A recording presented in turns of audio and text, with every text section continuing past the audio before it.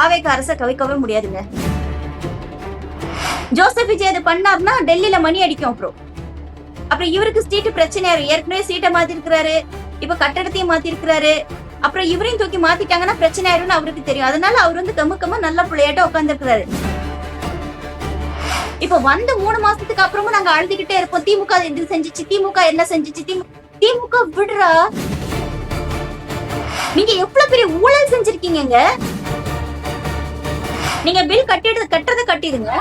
அடுத்த மாசம் நாங்க டாலி பண்ணிக்கிறோம். உனக்கு மொய் வைக்கிறதுக்கு நீ என்ன எனக்கு மாமனா மச்சானா நான் கேக்குறேன். பள்ளி பைய கூட இப்படி பேச மாட்டான். நீ பிளம்பர் படி கார்பெண்டர் பண்ணா உன் வீட்டு கக்கூஸ் அடைக்கிறதுக்கு அடைப்பு எடுக்கிறதுக்கு யா புள்ள வரணுமாடா?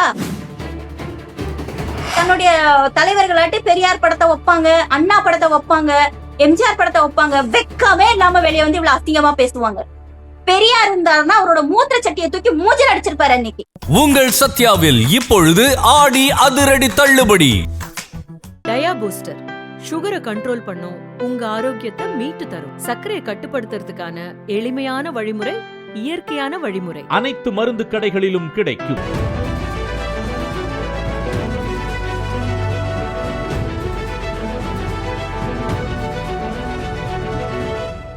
நியூஸ்பிளிக்ஸ் நேயர்களுக்கு வணக்கம். இன்றைய நேர்காணலில் நம்மோடு கவிதா சத்தியமூர்த்தி அவர்கள் இருந்திருக்கிறார். பேசலாம். வணக்கம். வணக்கம். வணக்கம். தற்போதைய தமிழக அரசியல் களத்துல ரொம்பவே பரபரப்பா பேசப்பட்டு வரக்கூடிய விஷயம்தான் மேகதாது அணை காவிரி நீர் விவகாரம் அப்படிங்கிறது. பல எதிர்ப்புகளையும் தாண்டி முதலமைச்சர் விஜய் அவர்கள் கர்நாடகாவுக்கு போய் நான் பேசியே தீருவேன் அப்படின்னு சொல்லியிருக்காங்க. அதே சமயத்துல காவிரி நீர் மேலாண்மை வாரியமும் வந்து தண்ணீர் திறந்து விடணும் அப்படின்னு உத்தரவு கொடுக்குறாங்க. நாங்க முடியவே முடியாது அப்படின்னு சிவகுமார் அவர்கள் கர்நாடகா முதலமைச்சர் அவர்களுமே குறிப்பிடுறாங்க. இந்த விஷயங்கள் எல்லாம் ஒன்றிணைத்து பார்க்கும்போது என்ன எப்படி புரிஞ்சுக்கலாம்? நீங்க எப்படி பாக்குறீங்க இந்த விஷயங்களை? காவேரி பிரச்சனை வந்து இன்னைக்கு நேத்துக்கு இல்ல. நான் சின்ன குழந்தையா இருக்கும்போது நம்ம வருஷம் கேட்டுட்டு இருக்கக்கூடிய பிரச்சனைகள் தான். காவேரி ப்ராப்ளம் ரொம்ப நாளாவே 2 ஸ்டேட்ஸ்குள்ள நடந்துட்டு இருக்கு. இப்ப புதுசா வந்து மேகதாதுல நாங்க அணை கட்ட போறோம் அப்படின்றது கொஞ்ச நாளா அந்த ஒரு ப்ராப்ளம் நடந்துட்டு இருக்கு. என்னமோ இவங்க எல்லாம் கட்டி முடிச்சு பால் காய்ச்சின மாதிரியே பேசிட்டு இருக்காங்க. பட் ஸ்டில் அங்க எந்த ஒர்க்கும் ஸ்டார்ட் பண்ணல. ப்ராசஸ் பண்ணிட்டு இருக்காங்க பண்ணணும்னு. ஒரு விஷயம் என்னன்னா, பெங்களூர்ல தண்ணி பிரச்சனை இருந்துட்டு இருக்குன்றது நமக்கு எல்லாருக்குமே தெரியும் தான். அங்க குடி தண்ணி பிரச்சனை இல்ல, யூசேஜ்க்கு வாட்டர் இல்ல, நிறைய இடங்கள்ல ரொம்ப பிரச்சனை அந்த மக்களும் ஃபேஸ் பண்ணாங்க. நம்ம அது இல்லைன்னு சொல்லல. ஆனா நம்மளோட விவசாய நிலமும் அந்த தண்ணியை நம்பிதான் இருக்கு. இப்போ கடந்த கொஞ்சம் வருஷமா பாத்தீங்கன்னா நமக்கு இந்த காவேரி பிரச்சனை ரொம்ப பெருசா இஷ்யூ பேசப்படல.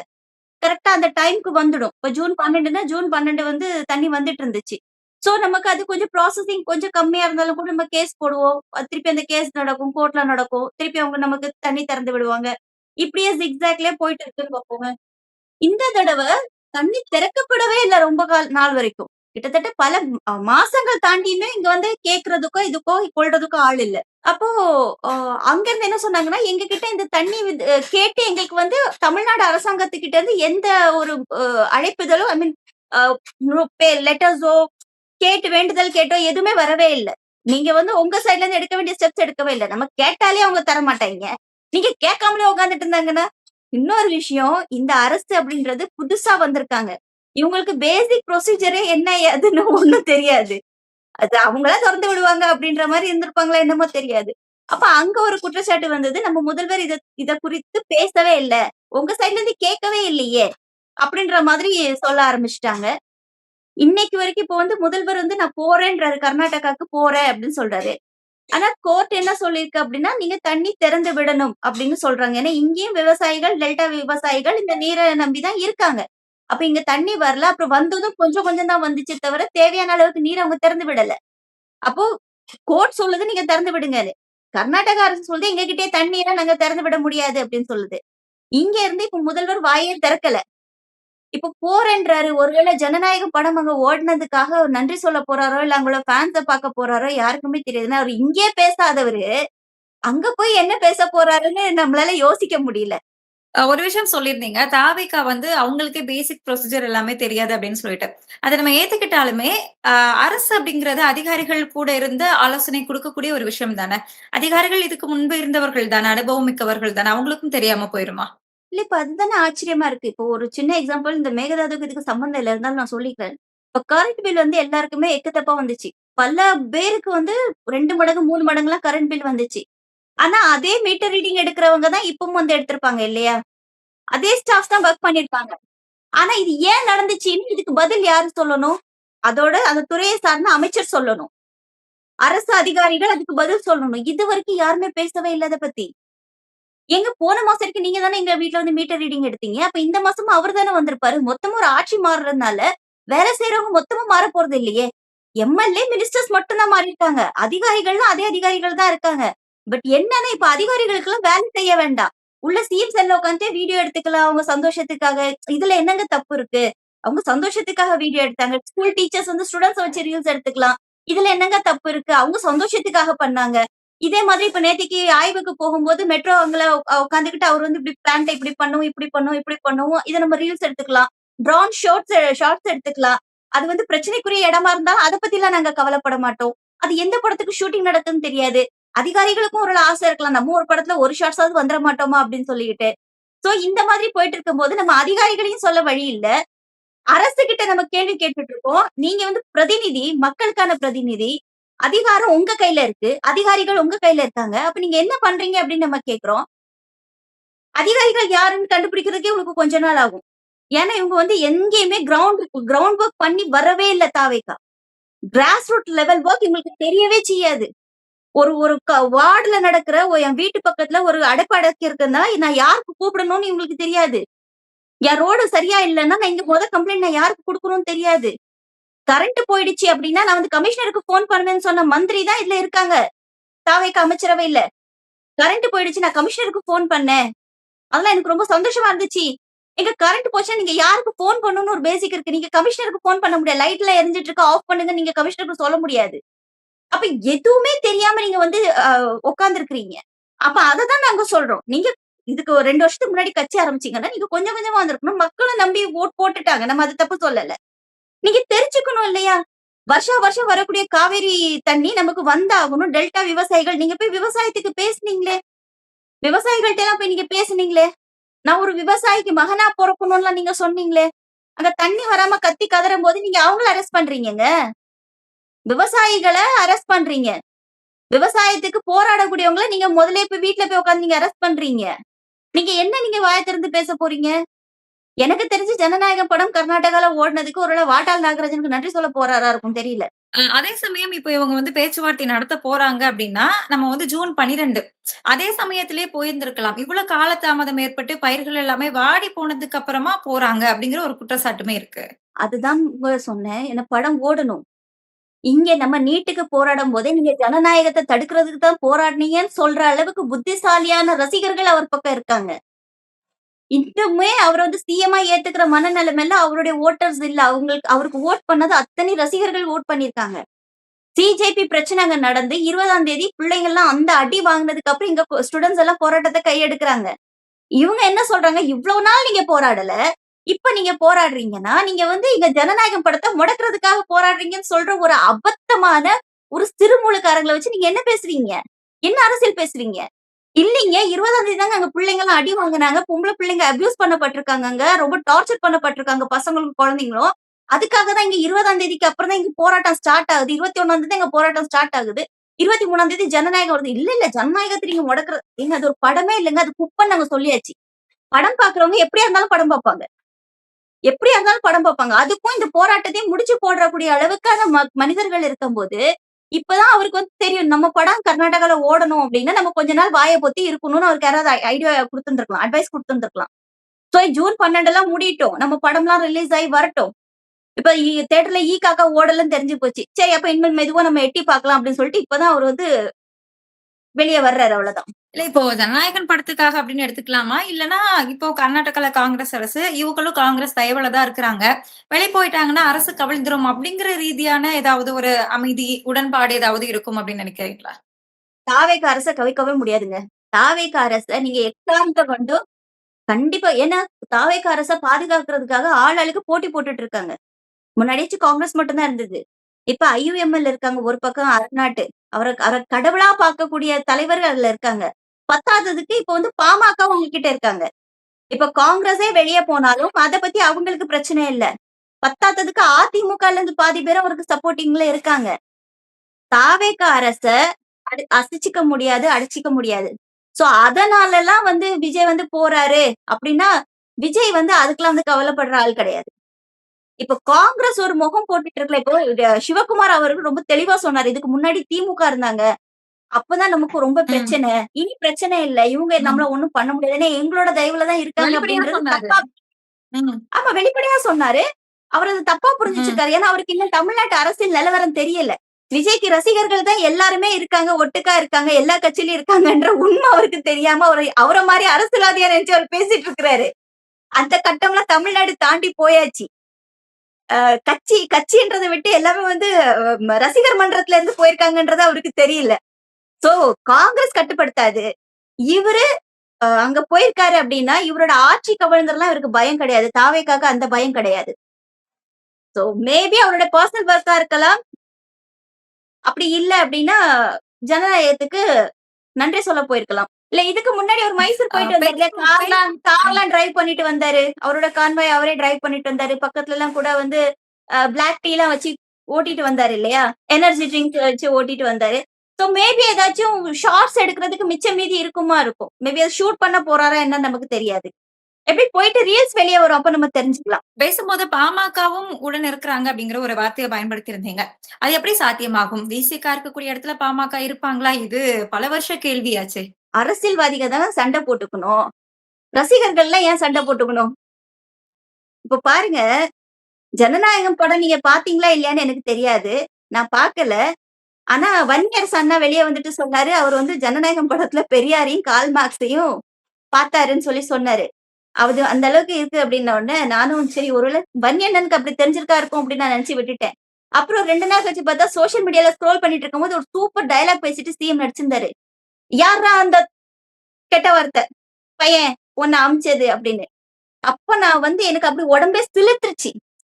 ரொம்ப சிலுத்துருச்சு. ஏன்னா ஒரு சிஎம் அந்த படம் டைட்டில் வச்சதே, நீங்க சட்டசபையில பண்ண ஷார்ட்ஸ் வச்சு தான் டைட்டில் கார்டே உங்களுக்கு வந்துச்சு அப்படின்னு சொல்லி சொன்னாங்க. முதலமைச்சர் விஜய். சிஎம் ஆமா. உங்க தமிழ்நாடு முதலமைச்சர் ஜோசப் விஜய் அப்படின்னு சொல்லிட்டு டைட்டில் போட்டிருக்கீங்க. ஒரு முதலமைச்சர் இந்த சமுதாயத்துக்கு, இந்த இளைய சமுதாயத்துக்கு எவ்வளவு அழகான கருத்துள்ள வார்த்தைகள்லாம் சொல்றாருன்னு பாருங்க. ஏன்னா நம்ம பெரியார், கால் மார்க்ஸ்லாம் இதுதானே சொல்லிட்டு இருந்தாங்க. அவங்கலாம் இந்த வார்த்தைய தானே பயன்படுத்துனாங்க. அப்போ அப்படி இருக்கும்போது, இப்ப பாருங்க விசிகே, பாமக ஒரே இடத்துல நிக்குது. காங்கிரஸும் பிஜேபியும் ஒரே இடத்துல நிக்குது. இப்ப நடக்கிற பிரச்சனைக்கு பாஜக எந்த வாயும் திறக்கல. பாஜகல இருக்கக்கூடிய யாருமே வாய திறக்கல. எல்லாருமே காலி பண்ணிக்கிட்டு நார்த் இந்தியா போயிட்டாங்களா என்னன்றது எனக்கு தெரியல. இல்ல எல்லாருமே மௌன நிலையில, மௌன விரதத்துல இருக்காங்களான்றதும் தெரியல. இதுக்கு முன்னாடி ஒரு சின்ன பிரச்சனை, ஒரு புருஷன் பொண்டாட்டிய போட்டு அடிச்சாம்னா, அங்க வந்து நம்ம நெறைய அக்காங்கள்லாம் இருக்காங்க பாஜகல இருந்து. கஸ்தூரி அக்கா, தமிழிசை அக்கா, வானதி அக்கா எல்லாரும் வெளிய வந்துருவாங்க. ஸ்டாலின் பதவி விலகணும். ஏன் பொண்டாட்டி போட்டு ரோட்ல போட்டு அடிச்சிட்டு இருக்கான். இப்படி ஒரு பெண்களுக்கு பாதுகாப்பு இல்லாத நாடா இருக்கு அப்படின்னு சொன்னவங்கலாம், இத்தன ரேப், இத்தன பெண்களுக்கு சம்பந்தப்பட்ட விஷயங்கள்லாம் நடந்ததுக்கு அப்புறம், இதுல குறிப்பிடுற ஒரு விஷயம், தாவேகா நிர்வாகிகள் சம்பந்தப்பட்ட கேஸ் அவ்ளோ இங்க வந்துச்சு.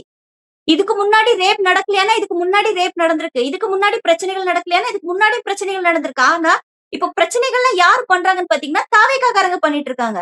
ஆனா, அதை எதிர்த்து கேள்வி கேட்கறதுக்கான எந்த பாஜக காரங்களும் இதுவரைக்கும் வாய திறந்து பேசல. இப்போ ஆளுநர் வந்து அன்னைக்கு போய் வந்தே மாதரம் பாடியிருக்கு.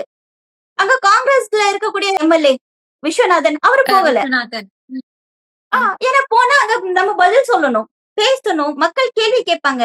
ஏதோ கொஞ்சம் மூலக்காரங்களாவது இன்னும் இருக்காங்கல்ல, அவங்க கேள்வி கேட்பாங்கல்ல. என்னங்க 2 பேரும் ஒரே இடத்துல இருக்கீங்க, வந்தே மாதரம் பாடியிருக்கு, தமிழ் தாய் வாழ்த்து 3வது பாடியிருக்கு, இத பத்தி நீங்க வாயை திறக்கலையேன்னு கேட்டா நம்ம என்ன பதில் சொல்லுவோம்?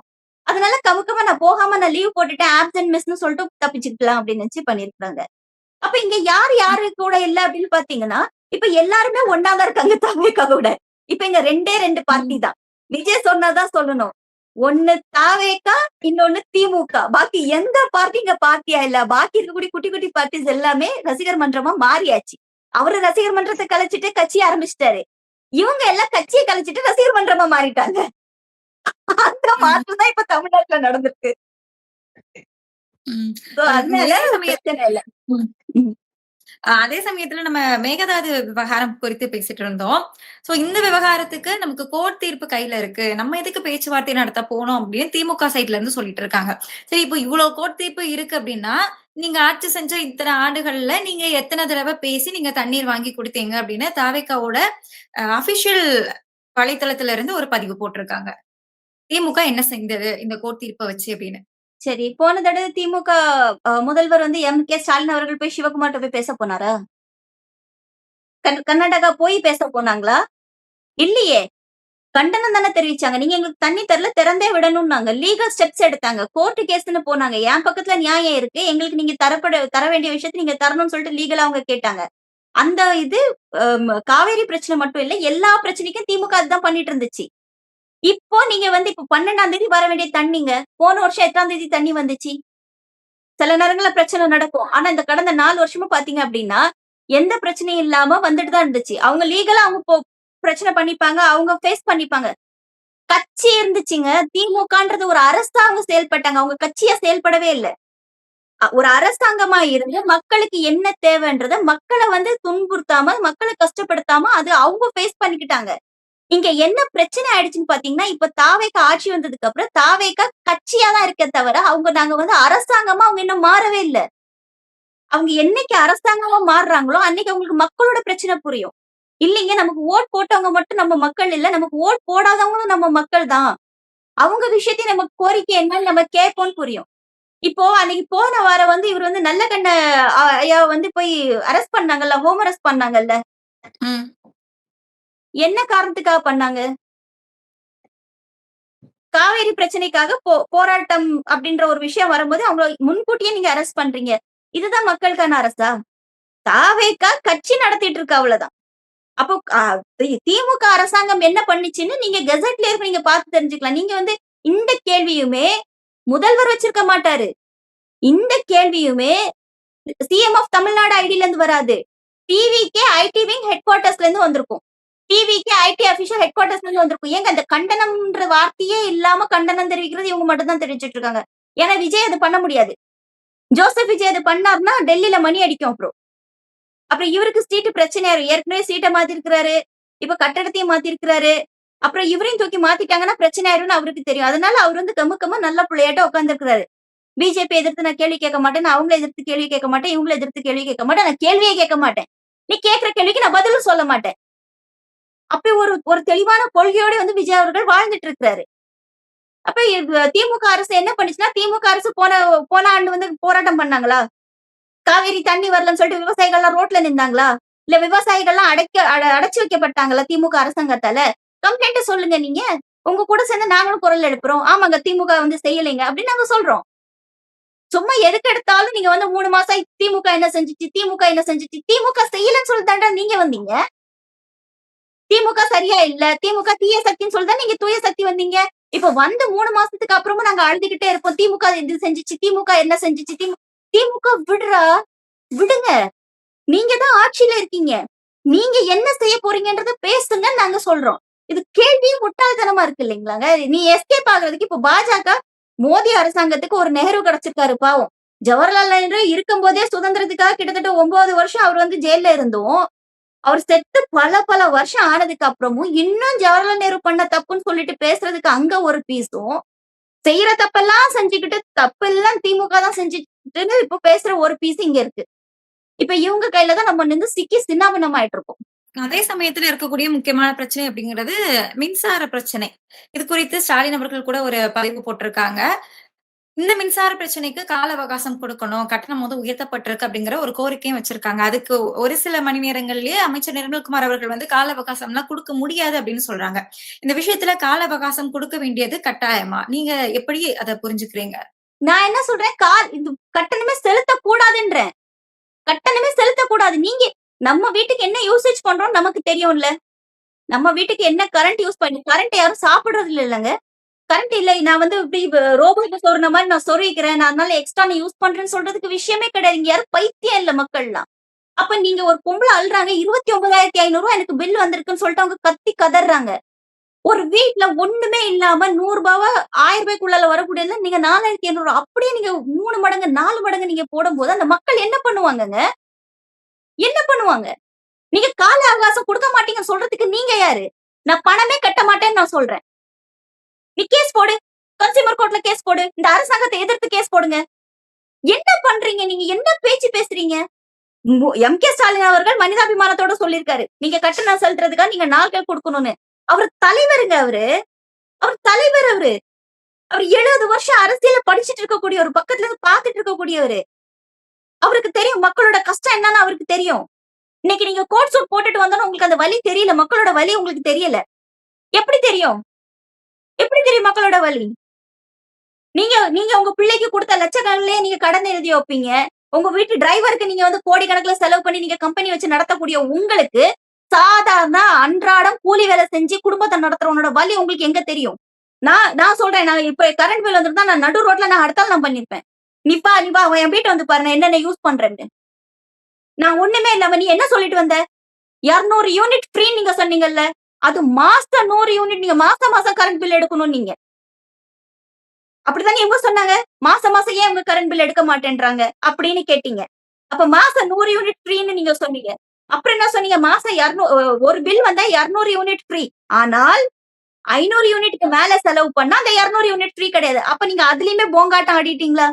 அட்லீஸ்ட் அந்த 100 யூனிட் ஃப்ரீயா கிடைச்சிட்டு இருந்தது கூட போச்சா? முன்னாடி என்னன்னா இப்ப உங்க வீட்ல நம்ம வீட்ல இப்ப ஏசி இருக்கு என்ன இருக்குன்னு வச்சுக்கோங்க. ஒரு மாசம் ஒரு 2 மாசத்துக்கு ஒரு தடவை ஒரு 500 யூனிட் 600 யூனிட் வருது. 500 யூனிட்க்கு பிளஸ் வருதுன்னா அந்த 100 யூனிட் நம்மளுக்கு ஃப்ரீ வரும். அது போக 400 பிளஸ் அந்த யூனிட்கான கணக்கு ரீடிங்ல வரும். இப்ப நீங்க 500 யூனிட்க்கு மேல போச்சுன்னா நீங்க மொத்த 500ஓட சார்ஜஸ் நீங்க வாங்குறீங்க. இது எவ்வளவு பெரிய திருட்டுத்தனம்? எவ்வளவு பெரிய ஃப்ராட் இது? நீங்க எவ்வளவு பெரிய ஊழல் செஞ்சிருக்கீங்கங்க? இதுவரைக்கும் ஆண்ட 60 வருஷம் ஆண்ட திமுகவோ அதிமுகவோ அவங்க வந்து இந்த மாதிரி ஊழல் பண்ணலீங்க. மக்கள் ஊழல் பண்ணல. உனக்கு வேலை வேணும்னா நீ ஷார்ட்கட்ல போறதுக்காக நீ எவனுக்கு காசை கொடுத்துட்டு வேலை வாங்குறதுக்கு இது பண்ணேன்னா அது தனி நபருடைய பிரச்சனை. இங்க ஒட்டு மொத்தமா மக்களை சுரண்டி இருக்காங்க வந்த 3 மாசத்துல. இது எவ்வளவு பெரிய அநியாயம். நான் அந்த பில்லை நான் போடுவேன். அதை நான் சரி பண்ணவும் மாட்டேன். அதை கட்டுறதுக்கான நான் கால அவகாசம் கொடுக்க மாட்டேன்னா நீங்க ஹிட்லரை விட மோசமான ஆளா இல்லையா? இப்போ என்ன சொன்னாங்க? அந்த பில்ல வந்து நாங்க அடுத்த மாசம் இதுல வந்து நாங்க வந்து சரி பண்ணிக்கிறோம். நீங்க பில் கட்டுறது கட்டிடுங்க. அடுத்த மாசம் நாங்க டாலி பண்ணிக்கிறோம். உனக்கு மொய் வைக்கிறதுக்கு நீ என்ன எனக்கு மாமனா மச்சானான்னு நான் கேக்குறேன். மாசம் 15,000 18,000 சம்பாதிக்கிறவங்க இப்ப 4,000 5,000 நான் கொண்டு போய் நான் வந்து இபி ஆபீஸ்க்கு நான் வந்து கட்டி நான் வைக்கணும். அடுத்த பில்லுல நீங்க டாலி பண்ணுவீங்க சொல்றதுக்கு நீ யாருடா? உனக்கு நான் ஏன்டா நான் கொடுக்கணும்னு நான் கேட்க மாட்டேன். ஏங்க படிச்ச பிள்ளைங்க வேலை இல்லைங்க. ஒரு வீட்டுல 4 பேருமே வேலை இல்லாம இருக்காங்க சில இடங்கள்ல எல்லாம். அப்ப இந்த குடும்பம் எப்படி கழியும்? எந்த அடிப்படை புரிதல் இல்லாம மக்களோட ஒரு கஷ்டமும் தெரியாம உங்ககிட்ட இருக்கக்கூடிய ரசிகர்களுக்காக நீங்க வந்துட்டு எல்லாருக்கும் கழுத்தி அறுத்துட்டு இருக்கிறதுன்றது இது எவ்வளவு பெரிய வஞ்சகம். இது எவ்வளவு பெரிய மக்களுடைய பாதாளத்துக்கு கொண்டு போய் தள்ளுற மாதிரி. இந்த அநியாயம் எல்லாம் யூபிலையும் பீகார்லயும் தாங்க நடந்துட்டு இருந்துச்சு. யூபிலையும் பீகார்லயும் நடந்துச்சு. அந்த இப்ப தமிழ்நாட்டுல இந்த மாதிரி நடக்குது.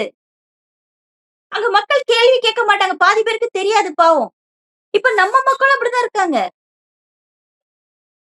விஜய் சித்தூரோட பிளாக்ல சிரிச்சுட்டு அது வேதனை ஒரு பக்கம் வச்சுக்கோங்க. 62,000 பில் வந்திருக்குடா அப்படின்ட்டு அவர் லைட்ல ஆஃப் பண்ணிட்டு போனது நம்ம எல்லாருமே பார்த்திருப்போம். இது வந்து யாரையும் வந்து இப்ப நீ வந்து எப்படி 62,000 போட்ட நீ இதே அரசாங்கத்துல இருந்து கேள்வி கேட்கட்டு பார்ப்போம் சித்து கிட்ட. நீ காமி உன்னோட பில்ல நீ காமின்னு. அப்ப எனக்கு என் பிரச்சனை எனக்கு தானே தெரியும். இன்ஃபுளுசர்ஸ் எல்லாம் அதை காமெடியாவோ இல்ல அவங்க வேதனையே ஏதோ ஒரு வழியில அவங்க சொல்லிட்டு போயிட்டு இருக்காங்க. இந்த அரசு இது எப்ப புரிஞ்சுக்கும்? மக்கள் இவ்வளவு கஷ்டத்துல இருக்காங்க. இந்த அரசு எப்ப புரிஞ்சுக்கும்? நிர்மல் குமார் வந்து ஒரு அபத்தமான ஒரு அமைச்சர்.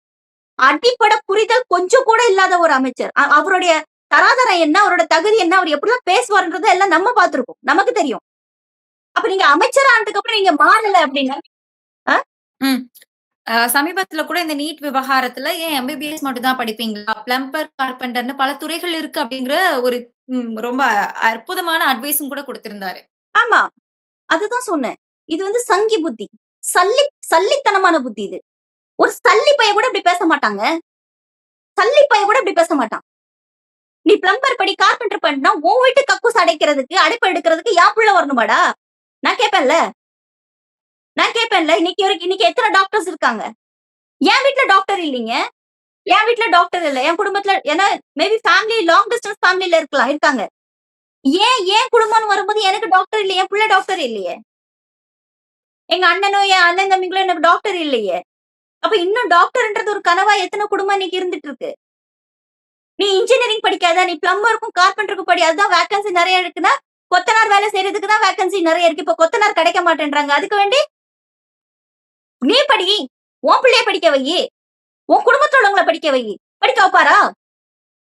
அப்ப இவங்க என்ன வேணா பேசிட்டு போலாம். இவங்க என்ன வேணா பேசலாம். இவங்க வந்து தன்னுடைய தலைவர்களாட்டி பெரியார் படத்த வைப்பாங்க, அண்ணா படத்த வைப்பாங்க, எம்ஜிஆர் படத்த வைப்பாங்க. வெட்கமே இல்லாம வெளிய வந்து இவ்வளவு அசிங்கமா பேசுவாங்க. பெரியார் இருந்தாருன்னா அவரோட மூத்திர சட்டியை தூக்கி மூஞ்சில அடிச்சிருப்பாரு அன்னைக்கு. இந்த ஆள் பேசின பேச்சு அன்னைக்கு. உங்களுக்கு என்ன தகுதி இருக்கு பெரியாரோட படத்தை நீங்க வைக்கிறதுக்கு? இது என்ன வார்த்தை இது? பிளம்பரா படி, நீ கார்பெண்டரா படின்னு நீ சொல்லுவியா? அன்னைக்கு ஒருத்தர் வந்து சொன்னாரு, குடும்பிய வச்சுக்கிட்டு நாமத்தை போட்டுட்டு வண்ணா பிள்ளை வண்ணானா இருக்கிறதுதான் நல்லது. ஐயோ, நீ நாடாரவே பொறப்பா. எங்கவா நீ பொறக்க வேண்டாம். அந்த டோன் தானே நீ பேசிட்டு இருக்க. அந்த டோன் தானே நீ பேசிட்டு இருக்க. உங்களுக்கு எல்லாம் இதுக்கு தாண்டா தகுதி. நீங்க இதுதான் படிக்கணும்னு சொல்ல வர்றதுக்கு எந்த அப்பனுக்கு மானுக்கு தைரியம் இருக்கு? ஒரு ஒரு ஒரு அபத்தமான ஒரு அமைச்சரவையை வந்து இந்த டைம் தாங்க நாங்க பாக்குறோம். இவ்வளவு கேவலமான மனிதர்களும், இவ்வளவு கேவலமான ஒரு அமைச்சர்களும் பேசுறதா, அபத்தத்தின் உச்சத்துல இருந்து பேசுறத நம்ம கேட்டுட்டு நமக்கு தான் பிளட் பிரஷர் ஏறிக்கிட்டு இருக்கு. மானம் இருந்தா பிளட் பிரஷர் ஏறும். சுயமரியாதையும் மானமும் இருந்தா, கொஞ்சம் அறிவும் இருந்தா கண்டிப்பா அவனுக்கு பிளட் பிரஷர் ஏறும். சுய சுய மரியாதையும் தெரியாது, அறிவும் கிடையாது, மானமும் கிடையாது, சுயமும் கிடையாது. ஒரு நடிகர்களுக்கு பின்னாடி ஒரு கூட்டத்துல இருக்கக்கூடியவங்களுக்கு என்ன தெரியும்? இப்படிதான் பேசுவானுங்க. இங்க இவ்ளோ பிரச்சனை இருக்கக்கூடிய சமயத்துல நம்ம இன்னொரு முக்கியமான பிரச்சனையும் பார்க்க வேண்டியிருக்கு. நாடாளுமன்றத்துல விவாதம் செய்யப்பட்ட ஒரு மசோதா. வந்தே மாதரம் கட்டாயமா பாடப்படணும் அப்படின்னு மசோதாவை நிறைவேற்றம் செய்யறதுக்கு அங்க வந்து பாஜக எடுத்துட்டு வர்றாங்க. இத குறித்து திமுக எம்பிக்கள் எல்லாமே கடுமையான எதிர்ப்புகளும் தெரிவிச்சிருந்தாங்க. ஆராஸ் அவர்களுடைய பேச்சுகளும் பார்த்திருந்தோம். ஆனா இந்த வந்தே மாதரம் பாடலுக்கு தமிழகத்துல மனோன்மணியம் சுந்தரனார் யுனிவர்சிட்டியில அது முதலாவதா பாடப்பட்டதுல இருந்து நம்ம பார்த்தோம் அப்படின்னா, தாவேகாவும் பெருசா எதிர்ப்பு தெரிவிக்கல. அதிமுக சைட்ல இருந்து பெருசா எதிர்ப்பு தெரிவிக்கல. திமுக மட்டும் இந்த வந்தே மாதர பாடலை குறிவைத்து எதிர்ப்பதற்கான காரணம் என்ன அப்படிங்கிற ஒரு கேள்வி எழுப்பியிருக்காங்க. தாவேகாவும் அதிமுகவும் ஒரே ஆசிரியர்களுடைய மாணவர்கள். ஒரு குரு உருவாக்குன 2 சிஷ்யர்கள் தான் தாவேகாவும் அதிமுகவும். அதை விட்டுருங்க, அவங்களுக்கு பிரச்சனை இல்ல. ஜெயலலிதா அம்மையார் இருந்திருந்தாங்கன்னா அதோட எதிர்ப்பு அவங்க தெரிவிச்சிருப்பாங்க. ஜெயலலிதா அம்மா இருந்திருந்தாங்கன்னா நிச்சயமா அதோட எதிர்ப்பு வேற மாதிரி இருந்திருக்கும். இப்ப அதிமுக இல்ல பாதிமுகன்னு சொல்லிக்கலாம். அதை விட்டுருவோம். திமுக எதிர்ப்பு தெரிவிச்சிட்டு இருக்குன்னா, திமுக வந்து ஒரு ஒரு கட்சியா மட்டும் என்ன சொல்றது? திமுகன்ற ஒரு கட்சிக்கு தான் சாதி சாயம் கிடையாது. மத சாயம் கிடையாது. இந்த நாடு எப்படி ஒரு செக்குலர் நாடுன்னு நம்ம சொல்றோமோ, அதே மாதிரி ஒரு ப்ராப்பரான ஒரு கட்சி வந்து திமுக மட்டுமே. இங்க வந்து எந்த மத சாயமும் இல்லாம இப்ப நம்ம வந்தே மாதரத்தை எதிர்க்கிறோம் அப்படின்னா, கோர்ட்டே ஆர்டர் குடுத்திருக்குங்க. வந்தே மாதரம் கட்டாயமா பாடப்படணும்ன்ற எந்த அவசியமும் கிடையாது. நேஷனல் ஆந்தம் வேற, ஜனகணமன வேற. இது நேஷனல் சாங் தான். அதுவும் என்னன்னா ஒரு தேசப்பற்று, தேசபக்தி பாடல் அவ்வளவுதான். அதுலயுமே 4 வெர்சஸ்ல 2 பேரா வந்து தேசத்த பத்தி இருக்கும். ஃபர்ஸ்ட் 2 பேரா வந்து கம்ப்ளீட்டா தேசத்த பத்தி இருக்கும். நாடு நாடுன்னு வரும். வந்தே மாதரம் அதுல எல்லாமே நாடுகள் பத்தி வரும். கடைசியில வரக்கூடிய 2 வெர்சஸ்லயுமே லக்ஷ்மி, சரஸ்வதி, துர்கா, துர்காமா அந்த வரிகள் வரும். அப்போ இத வந்து ஒரு இஸ்லாமியனோ, ஒரு கிறிஸ்துவனோ பாடணும்ன்றது அவசியம் இல்ல இல்லையா? நான் வந்து துர்காவையும் நம்ம பார்க்கலாங்க. என் நாட்ட வந்து நம்ம வந்து தாய் நாடா பார்க்கலாம். அப்படிதான் பார்க்கணும். அப்படிதான் பார்க்கணும். அப்போ அதுக்கு நான் என்ன மரியாதை குடுக்கணுமோ, அந்த மரியாதைய நான் குடுக்கணும். அதுக்காக ஏன் தாய்க்கு நீ ஒரு உருவத்த காமிச்ச அப்படின்னா, அந்த உருவம் தான் நீ கும்பிடணும்னு சொன்னா, இது எவ்வளவு பெரிய அபத்தம் இந்த நாட்டுல. புரியுதுங்களா? அப்போ ஒரு கிறிஸ்தவன் கிட்டயும், ஒரு ஒரு இஸ்லாமியன் கிட்டயும் நீ இந்த பாட்ட பாடியே ஆகணும்னு சொல்றது அபத்தம். அப்ப அது கோர்ட்டே நிராகரிச்சிருக்குன்னா, இத நீங்க வந்து கொண்டு வந்து திணிக்கிறீங்க. பாஜகவுக்கு திணிப்பு ஒன்றே அவங்களுக்கு வந்து குறிக்கோள் அவ்வளவுதான். எதெல்லாம் மனிதர்கள் எதிர்ப்பாங்களோ, இவங்க அது எல்லாத்தையும் கொண்டு வந்து திணிப்பாங்க. எல்லாத்தையும் கொண்டு வந்து திணிப்பாங்க. இன்னொன்னு இப்போ தாவேகா வந்த உடனே இவங்க வந்து யுவர்ஸ் ஒபீடியன்ட்லி மாரி நடந்துட்டு இருக்காங்க. இதுல ஒரு ஐடிவிங் ஹெட் குவார்ட்டர்ஸ்ல இருந்து ஒரு தடவ ஒரு இது போட்டிருந்தாங்க. நாங்க வந்து சண்டைலாம் போட மாட்டோம். இது வந்து ஆல்ரெடி ஜியோ பாஸ் ஆயி வந்துச்சு. ஜனவரி மாசமே வந்துச்சு. ஃபர்ஸ்ட் இந்த மாரி ஆர்டர்ல தான் பண்ணணும்னு. அத நாங்க மதிக்கிறோம். அத நாங்க மதிக்கிறோம். அப்ப ஏன் தமிழ் தமிழ் தாய் வாழ்த்து இருக்கே. என் மொழிக்கான ஒரு விஷயம் எங்களுக்கு இருக்கே. என் வீட்ல வந்து இன்னொருத்தன் வந்து ரூல் பண்ண முடியுமா? என் வீட்ல இன்னும் பக்கத்து ஒரு ஒரு ஒரு இடத்துக்கு போறோம்னா, அவங்களுக்கான மரியாதையோட தான் நம்ம நடந்துக்க முடியும். என் விஷயத்த கொண்டு போய் நான் புகுத்த முடியாது. அத அடிமை பண்ணுவான். அடிமை பண்ணுவான். நாடு அடிமைத்தனமா தான் இருந்துச்சு. அடிமையா தான் மக்கள் இருந்தாங்க. படிப்பறிவு வர்றதுக்கு முன்னாடி எல்லாம் சொல்லுங்க எசமா, சொல்லுங்க எசமா. சினிமாலயே நம்ம பார்த்திருக்கோங்க. ஒரு 30, 40 வருஷத்துக்கு முன்னாடி வந்து சினிமாவே அப்படித்தான் காமிச்சிருக்கு. ஒரு படம் ஒண்ணு இருக்கும்னு நினைக்கிறேன். அது என்ன படம்னு ஞாபகம் இல்ல. சின்ன படம் தெரியல. சிரட்டையில டீ குடுப்பாங்க. அப்ப கவுண்டமணி சொல்லுவாரு. "ஏன் நாங்கலாம் கப்ல குடிக்க கூடாதா?" அப்படின்னு கேட்பாரு. அவர்தான் கம்யூனிசம்லாம் பேசுவாரு. இப்ப என்எஸ்கே தாத்தாவா இருக்கட்டும், இல்ல இவரு எம்.ஆர். ராதா தாத்தாவா இருக்கட்டும், கவுண்டமணி அவரா இருக்கட்டும், அவங்கலாம் நெறைய அப்ப அந்த டைம்ல அப்படிதான் இருந்துச்சுங்க. நான் பார்த்திருக்கிறேன். அப்ப நீங்க அந்த மாரி மறுபடியும் அடிமைத்தனமா நீங்க கொண்டு வரணும்னு நீங்க நினைக்கிறீங்களா? யுவர்ஸ் ஒபீடியன்ட்ல எதுல வரும்? அப்ப உனக்கு சுயமரியாதை இல்லையா? தமிழ் தாய் வாழ்த்து மனோன்மணியம் சுந்தரனார் யூனிவர்சிட்டில 3வதா பாடப்பட்டிருக்குங்க. அது எவ்ளோ பெரிய வேதனை. அவரு உயிரோடு இருந்திருந்தாருன்னா எவ்ளோ வேதனைப்பட்டிருப்பாரு. 50 வருஷம், 60 வருஷமா இந்த இந்த திராவிடர் ஆட்சியில இந்த திராவிட ஆட்சியில நம்ம வந்து தமிழ் தாய் வாழ்த்து தான் முதல்ல பாடிட்டு இருக்கோம். எனக்குன்னு ஒரு அடையாளம் இருக்குங்க. எனக்குன்னு ஒரு மொழி இருக்கு. எனக்குன்னு ஒரு ஒரு விஷயங்கள் இருக்கு. நீ கொண்டு வந்து நீ திணிச்சே நான் அத நான் அக்செப்ட் பண்ணிக்கிறேன்னு சொல்றதுக்கு நீ எதுக்கு ஆளணும்? எதுக்கு ஆளணும்? நாங்க எதுவுமே எதிர்த்து கேள்வி கேட்க மாட்டோம். அவன் வந்தே மாதரம் பாடுன்னு சொன்னா நான் வந்தே மாதரம் பாடுவேன். அவன் வேற ஏதாவது பாட சொன்னா நான் வேற ஏதாவது நான் பாடுவேன். நாளைக்கு வந்து மாட்டு மூத்திரத்த குடின்னு சொன்னா நீங்க மாட்டு மூத்திரத்த குடிப்பீங்க. நீங்க எல்லாத்துக்கும் பர்மிஷன் கேட்டு நீங்க வந்து ரொம்ப நல்ல பிள்ளை நீங்க பேர் வாங்குனா நீங்க வாங்கிட்டு போங்கங்க. நான் ஏன் என் சுயமரியாதையை இழக்கணும்? எனக்கு என்ன வந்து போச்சு? நான் கேட்க மாட்டேனா? நான் தமிழச்சியா? நான் தமிழ்நாட்டோட பிரஜையா? நான் இந்த ஊர் மக்களா நான் கேட்பேன்ல. எனக்குன்னு ஒரு சுயம் இருக்குல்ல. நீ அடிமையா இருந்துட்டு போ. நீ எப்படி ஒட்டுமொத்த 8 கோடி மக்களை நீ அடிமையாக்குறதுன்னு நீ நினைப்ப? இங்க திராவிட ஆட்சிகள் தவறு செஞ்சது மக்கள ரொம்ப சொபிஸ்டிகேட்டடா வச்சு, இவங்களுக்கு கஷ்டம், நஷ்டம், பழசு எதுவுமே உங்களுக்கு ஞாபகத்துக்கு இல்ல. ஒரு ரசிகர் மனப்பான்மையிலே இருந்து, இந்த நாடு எந்த இடத்துல இருந்து இன்னைக்கு இங்க வந்திருக்கு. எங்க ஊர்ல அக்ரஹாரம் போல வீடு இருக்கும். திருநெல்வேலிலலாம் உங்களுக்கு தெரிஞ்சிருக்கும். திருநெல்வேலி, நாகர்கோவில் எல்லாமே வந்து அக்ரஹாரம் போல வீடு இருக்கும். பின்னாடி 2 தெருவுக்கு நடுவுல ஒரு சின்ன முடுக்கு வரும். ஒரு சின்ன நேரோ ஸ்ட்ரீட் முடுக்குன்னு சொல்லுவோம் நம்ம அது. இந்த துணி துவைக்கிறவங்க, வயல்ல வேலை பார்க்கிறவங்க, அவங்க எல்லாம் அந்த முடுக்கு வழியா தான் பின்வாசல் வழியா தான் உள்ள வரணும். தெருவுக்குள்ளால வரக்கூடாதுன்னு இருந்துச்சு. இன்னைக்கு அப்படி இருக்கோமா நம்மோ? இன்னைக்கு நம்ம அப்படி இருக்கோமா? அப்ப நீங்க எடுத்துக்காட்டு நீங்க கொண்டுட்டு வர்றீங்க? எல்லா விஷயத்திலயுமே. இன்னைக்கு ஹிந்து, முஸ்லிம் எல்லாமே வந்து அண்ணன் தம்பியா நம்ம பழகிட்டு இருக்கோம். இப்ப நீங்க ஒரு முஸ்லிம் கிட்ட போய் நம்ம சொல்ல மாட்டோங்க. நீ ஜெய் ஸ்ரீராம் சொல்லு நம்ம அடிப்போமா? அப்ப இவங்க இப்ப இந்த வந்தே மாதரத்துக்கு குரல் நாங்க குடுக்க மாட்டோம் அப்படின்னு சொன்னா, அதுதான் இங்க வரப்போகுது.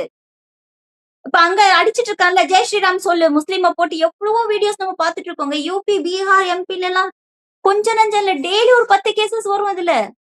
நான் யூபில இருந்து ஒரு பையன எங்க வேலைக்கு நான் சேர்த்தேங்க. ஒரு கம்பெனில வொர்க் பண்ணும்போது முகமது ஃபைசான்னு சொல்லிட்டு, கன்னியாகுமரியில வேலைக்கு வந்தான். நான் கேட்டேன், "மக்களே உனக்கு எப்படி இருக்கு?" அப்படின்னு கேட்டோனே அவன் சொல்றான், "அம்மா எனக்கு நான் இப்ப ரொம்ப சந்தோஷமா இருக்கேன்ம்மா. நான் கல்யாணம் பண்ணாலும் என் பொண்டாட்டியெல்லாம் இங்க தான் கூட்டிட்டு வருவேன். எனக்கு யூபி வேண்டாம்." அவன் லக்னோல உள்ள பையன். லக்னோல இருந்து ஒரு 100 கிலோமீட்டர்ஸ் உள்ள போணும். "ஏன் தங்கமே?" "அம்மா நாங்க அங்க இருக்கவே முடியாதும்மா. ரொம்ப கஷ்டம்மா. எங்கள அடிப்பாங்கம்மா." முஸ்லிம்னு பேர பார்த்தாலே அடிப்பாங்க. அப்ப நீங்க இங்க வந்தே மாத்திரம் நீங்க திணிக்கிறீங்க அப்படின்னா, இது வந்து இன்டைரக்ட்டா இந்துத்துவாவ திணிக்கிறது. அதுதான் திமுக எதிர்த்துட்டு இருக்கு. இங்க பிரச்சனை எங்களுக்கு சாமி கும்பிடுறதுலயோ, நீங்க வந்து இந்துக்கள நீங்க வந்து போற்றுறதுல இங்க எந்த பிரச்சனையும் இல்ல. இங்க 2000, 3000 வருஷம் பழமையான கோவில்கள் இருக்கு. அவ்ளோ பெரிய பெரிய கோயில்கள் இருக்கு. ஏங்க நார்த் இந்தியால அப்படிப்பட்ட கோயில நீங்க பார்க்க முடியாதுங்க. தமிழ்நாட்டுல தெருவுக்கு தெரு இந்த மாரி கோயில் இருக்கும். அவ்ளோ பெரிய பெரிய கோபுரங்கள் இருக்கு. அதெல்லாம் நம்ம வந்து அழிச்சிரல. அந்த கோயிலுக்குள்ளால சில மக்கள் போகவே கூடாதுன்னு இருந்ததையும், நம்ம இல்ல இந்த கோவில் எல்லாத்துக்கும் சொந்தமானது. எல்லாரும் போணும்னு போராட்டம் பண்ணி உள்ள போயிருக்கோம். இன்னைக்கும் நெறைய இடங்கள்ல கோயிலுக்குள்ளால இவங்கலாம் வரக்கூடாதுன்னு இன்னைக்கு நார்த் இந்தியாஸ்ல நெறைய இடங்கள்ல இருக்கு. வீடு கட்டக்கூடாதுங்க. செவுரு வச்சு வீடு கட்டக்கூடாது. குடிசைதான் அந்த தகரம் இருக்குல்ல, தகரத்த வச்சு தானே வீடு கட்டணும். உன் சாதிக்கு நீ அப்படிதான் கட்டணும்ன்ற கட்டுப்பாடோடு இருக்கக்கூடிய கிராமங்கள் இன்னைக்கு இந்த 2026ல இருக்கு. இவங்க பேசுவாங்களா பேச்சு? தலித்துகள் வந்து வீடு கட்டக்கூடாதுன்னு இருக்கு. முஸ்லிம்கள ஸ்கூல்ல சேர்க்க மாட்டாங்கன்னு இருக்கு. இங்க தமிழ்நாட்டுல திமுக, அதிமுக வாட்டவர் திராவிட கட்சிகள் இங்க எல்லாமே சமம். எல்லாருக்கும் எல்லா உரிமை இருக்குன்றது வாழ்ந்துட்டு இருக்கு. அந்த மாரி செயல்படுத்திட்டு இருக்கிறது ஒரே காரணத்துக்காக தான் திமுக இன்னைக்கு வந்தே மாதரத்த எதிர்த்துட்டு இருக்கு. வந்தே மாதரம் பாடக்கூடாதுன்னு சொல்லல. முதல்ல நாங்க தமிழ் தாய் வாழ்த்து பாடிக்கிறோம். அப்புறம் நீ வந்தே மாதரம் பாடு.